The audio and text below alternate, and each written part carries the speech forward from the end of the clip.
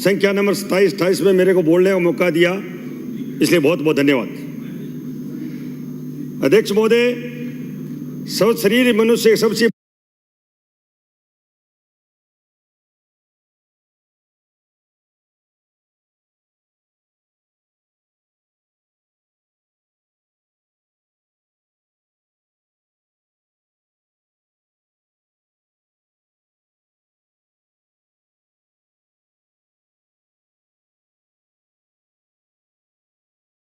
बड़ी चिकित्सा सुविधा में करीब 27,660 करोड़ रुपए प्रावधान किया है, यानी पूरे बजट में 8.26% ये प्रावधान करके, यानी पहली बार ये ऐसा बजट हुआ है। अध्यक्ष महोदय, ठीक इसी प्रकार बजट 24-25 पेज नंबर 64 पर पैरा नंबर संख्या 73 पर प्रदेश के सुविधाओं में विस्तार होते हुए मुख्यमंत्री आयुष्मान और आरोग्य स्वास्थ्य सुविधा मिशन प्रारंभ करने की घोषणा की, जिसमें आगामी 3 वर्षों में 15,000 करोड़ रुपए खर्च किए जाएंगे। शिक्षा संस्थाओं, भवन निर्माण, रखरखाव जैसे कई मिशन प्रदेश भर में हो सकेंगे। अध्यक्ष महोदय, budget 24-25 para number 66 page number 66 para number 73 B2 पर चूरू गढ़ स्थित शहरी प्राथमिक स्वास्थ्य केंद्र सटाई हॉस्पिटल खोलने का कॉमेंट करने पर घोषणा की। इसमें माननीय मुख्यमंत्री जी भजन लाल जी का, वित्त मंत्री जी का, शिक्षा मंत्री जी का धन्यवाद करूंगा कि चूरू में कई वर्षों से मांग थी और बड़ी बड़ी घोषणा करने वाले कह रहे हैं, इसके बाद ये सुविधा हुई है, मैं धन्यवाद देना चाहूँगा।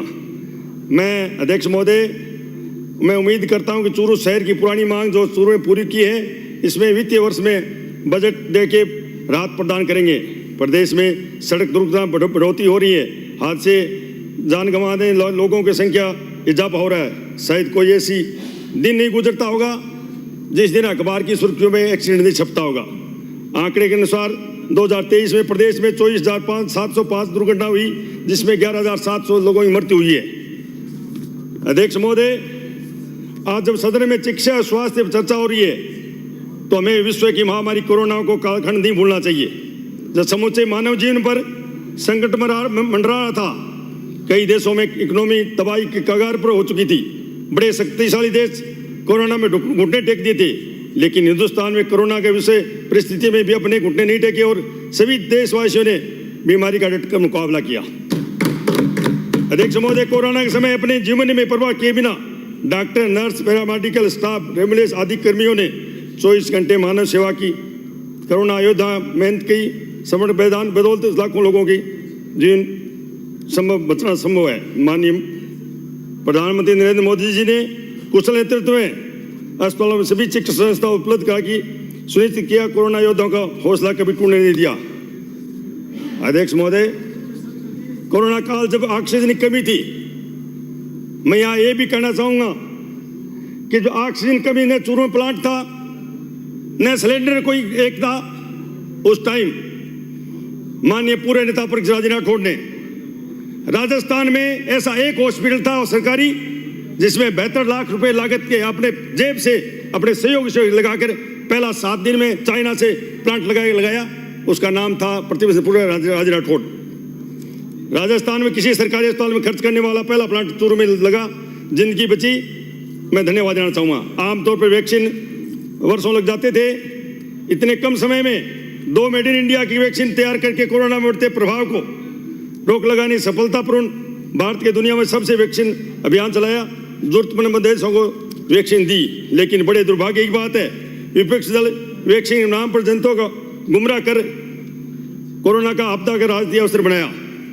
अध्यक्ष महोदय, कांग्रेस सरकार ने 2014 से पहले अभी बड़ी बड़ी बातें कर रहे थे, 2 मिनट साहब, कई बड़ी बातें कर रहे थे। 2014 से पहले आजादी के 70 साल बाद में 7 एम्स निर्माण किए, मोदी जी ने 23 कर दिए। 2014 में भारत में 400 मेडिकल कॉलेज थे, मोदी जी ने बढ़ाकर 700 कर दिए। और 2014 में 50,000 MBBS सीटें थी, 1 लाख कर दी। राजस्थान में 2014 से पहले 5 मेडिकल कॉलेज थे, आज 24 हो रही है। अध्यक्ष महोदय, सदन में शिक्षा चर्चा करने के दौरान शिक्षा